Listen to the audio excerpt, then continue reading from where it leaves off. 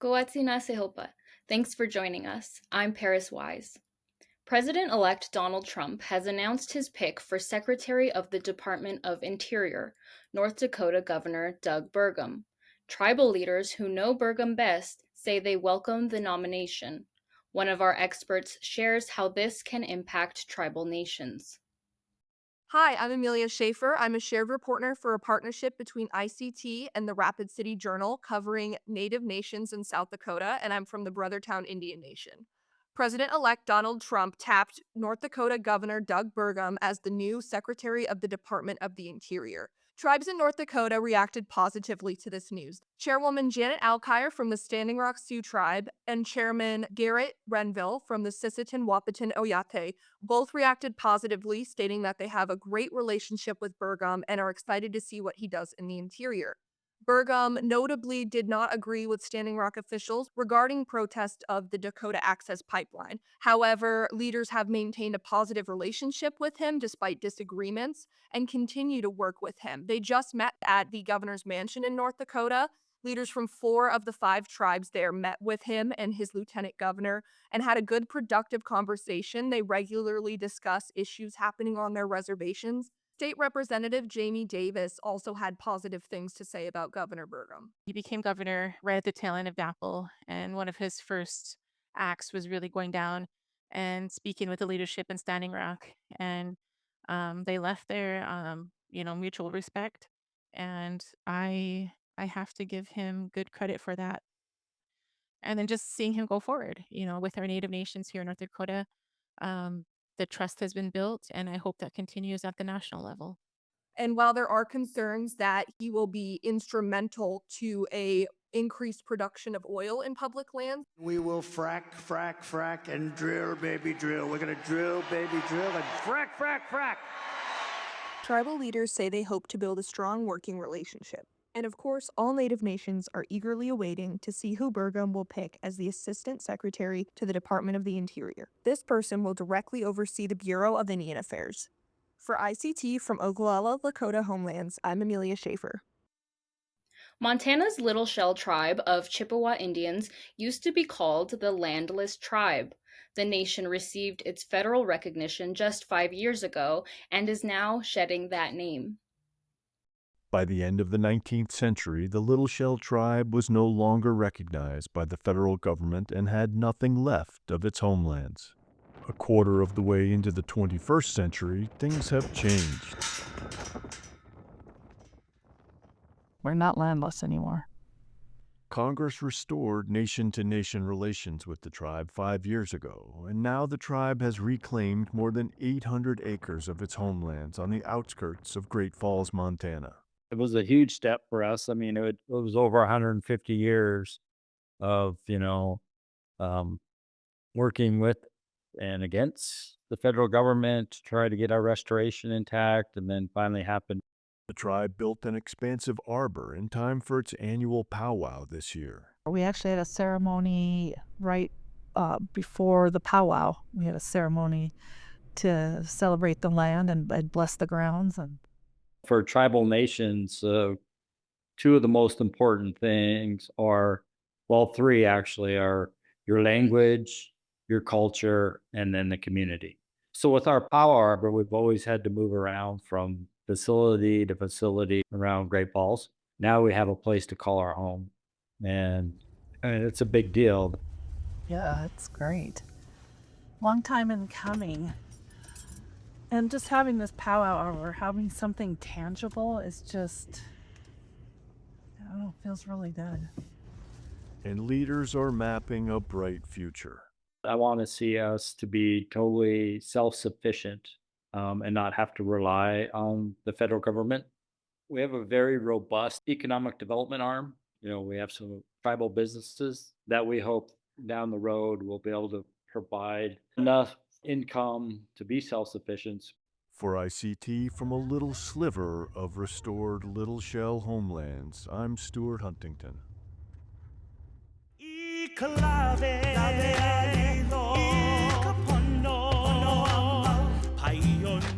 He alii ka aina he kawa ke kanaka. He alii ka aina, he kawa ke kanaka. The land is chief, man is her servant. He alii ka aina, he kawa ke kanaka. Our land is both a responsibility and a privilege.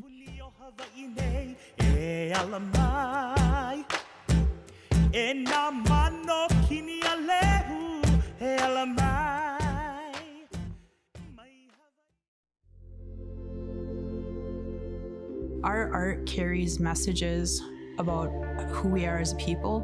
It carries messages about the way that we actually see the world and interact with the world. And a lot of times it carries our prophecies and the ways that we can go forward.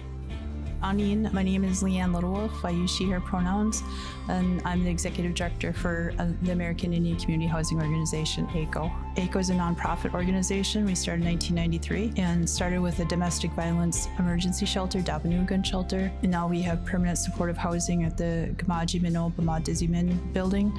So with arts and culture and the work that we do, it was a natural progression because the community, our community is really always doing arts. Bonjour, I'm Gordon Coons. I'm a member of the Lac Courte Oreille Reservation. I do a variety of artwork. Most of my themes come from my heritage. We have a term that we could use for us called Gijibajanoman. We tell stories. It's our cultural stories that we bring out. We want to share those with you, not only with elders, but it brings up the children to knowing that they have a path to follow, protecting and taking care of the tribe. What I enjoy about ACO is one is they're very supportive to all levels of art. Today you'll see my work, which is like about 21 pieces. The other individual I'm shown with is Steve Standing Cloud. This is his first show, so it's kind of interesting to see his new work coming out. There's actually no word for art in Ojibwe language, you know. Art to us is in everything that we've done. It's in our ceremonial pieces, it's in our clothing, it's just part of our spirituality. So every time the artists come and do an art show, it's a teaching. I've been to art shows here at ACO that have really expanded my thinking. I become a better human being after that experience. It's a fun thing, and it's nice to go out there and communicate with people. And some of the works will bring new ideas that are actually old ideas that people are not aware of. If we do historical works, you'll find out what made this country a great place, and then what made it there was what we contributed to the country as Native people. The value of finding ways to be really visible is because we have been invisible for so long. There's this idea that we don't exist anymore, but we're still here. And I think that nationally that's been for tribal people to say, we are here, we survived. And we just need to get out there more often, and ECO provides us a place to do that, and that's always what we're looking for, is how to get out there. We need to really showcase our strengths, and I think that it's something that's beautiful, and I think it's something that the world can really learn from, and I think it's inspiring. Today, my daughter's watching. She knows who she is, and she'll know where she comes from. Looking at some of this artwork, you know, this is who she is, and I think that just by passing that along to some of our young people is pretty motivating for me to continue on. We have a lot of people who don't grow up with traditional cultural practices. Those are the missing pieces, and we are putting those back in place. And when you have your whole self, just think of all the things that you can do. Architecture can shape more than cities. It can tell a story and impact cultures. An architect from the White Earth Nation shares his journey and Indigenous approach to building and transforming communities. Sam Oblikson is the CEO of Full Circle Indigenous Planning and Design. As an architect, growing up in Minneapolis shaped his life work. My mom was 15 when she had me, and she was a single mom, and I remember we grew up in the American Indian Cultural Corridor area in Minneapolis, and the Minneapolis American Indian Center was being built. And when I was about 5 years old, and so we'd ride the bus and go by there quite a bit, and so I saw for the first time, and I was pretty young, a building being built for our community, and it was kind of an impactful thing because my mom let me know that one of my uncles was a construction worker on the site. So she always told me that my uncle built the building, and then I saw the building go up, and I just remember going there opening day, seeing the building full of people and sharing culture. There was a powwow. But I think over the years, like I didn't know that maybe impacted me, but I got interested in art and math, and I loved kind of the urban area being downtown. But I also lived back and forth up between the reservation, White Earth, and Leech Lake, and so I saw different ways of living. And so by the time I got into high school, I was really thinking about how I can utilize art to be impactful for our community through design, and not only making a building look good, but making sure it had some sort of impact on our community and helping economics and cultural revitalization. One of Oblickson's favorite projects is one of his first, a renovation project for All My Relations Gallery and Powwow Grounds Coffee Shop on Franklin Avenue in Minneapolis. A leader in our community knew I was an architect. She's an elder, and she came up to me and she said, "You're going to do this project for us, and you're going to do it pro bono." And I was like, okay. So in a sense, that launched full circle right there, because I did that outside of the job that I was in, and that really allowed me to just take a project by myself. We designed it, and it's a wonderful place even today. And what's impactful about it is it's a small project, but it created a place for us to have a place to meet, to just get coffee, just to meet as people in our community. And so we can see art there. We have a farmer's market out in the parking lot. And so one little project has made an incredible impact on the community. As an Indigenous architect, he approaches his work in a different way. The typical design process is the architect comes in and they're like the visionary. They come in and they design for that community or for that client. What Indigenous architects do, and what I'm trying to do in my practice, is change that paradigm to make sure that the people are the voice of those projects and that they design it. So first thing we do is not come in and say, here's what you should do, but we come in and talk as little as possible and listen. And so listening is key to understanding cultural values, the purpose of every project, the intended impact. And I think that's where it's really important.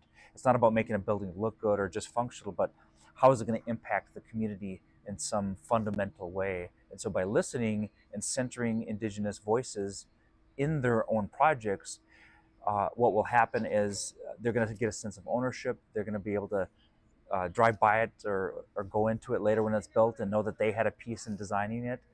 And it's going to be really about self-expression of that community. If you have a sense of ownership in your house and in your community, you take care of it. And when you feel like you're a community, you take care of each other. And so that's a fundamental way that all sorts of efforts in our Indigenous communities are helping create that sense of community that tie us. They make stronger relationships and bonds. And then we take care of our places and we take care of each other. For ICT, from the homelands of the Agua Caliente Nation, I'm Shirley Snavy.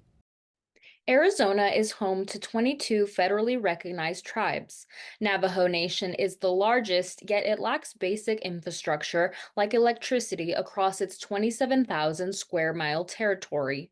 That is all changing now, with more than $100 million being poured into its electrical grid. Devon Becerra, nobody has electricity for as long as I can remember. After a 5-year wait, Lorraine Black and Ricky Gillis heard the rumblings of an electrical crew reach their home on the sprawling Navajo Nation. We're going to have electric, We're one of the luckiest people, I guess, to get electric. Some of the stuff that we were thinking of is going to be put in place, Now, their home is connected to the power grid, replacing their reliance on a few solar panels and propane lanterns. I have to be on CPAP machines. I have to have a monitor that's 24/7 to report my heart conditions back to Salt Lake and to my own regular heart doctors. It also means Black and Gillis can now use more than a few appliances, such as a fridge, a TV, and an evaporative cooling unit, at the same time. And I think it's going to be we'll have more food be stored if we ever get one of those freezers. I have to worry about going to the store every day. Many Navajo families still live without running water and electricity, a product of historic neglect and the struggle to get services to far-flung homes on the 27,000 square mile nation that lies in parts of Arizona, New Mexico, and Utah. Some rely on solar panels or generators, which can be patchy, and others have no electricity whatsoever. It's a really tough situation sometimes because we can't promise we don't have the funds sometimes. We don't have the resources. But with Light Up Navajo, there's that light of the tunnel and the light at the end of the tunnel, like, okay, it's coming.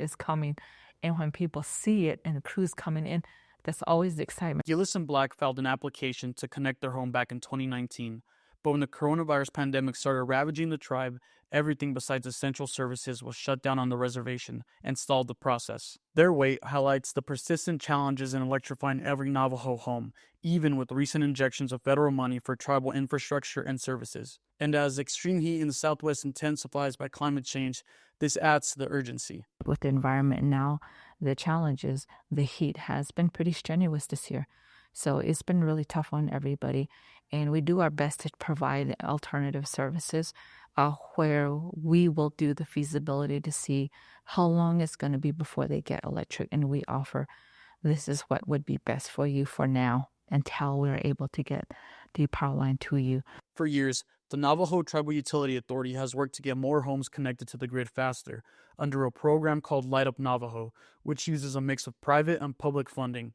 Outside utilities from across the U.S. send electric crews to help connect homes and extend power lines. Light Up Navajo really is a program where it is a combination of teams outside of Navajo from various companies that have come together to extend power line for customers that have been waiting for a lifetime. But installing power on the reservation, roughly the size of West Virginia, is time-consuming and expensive due to its rugged geography and the vast distances between homes.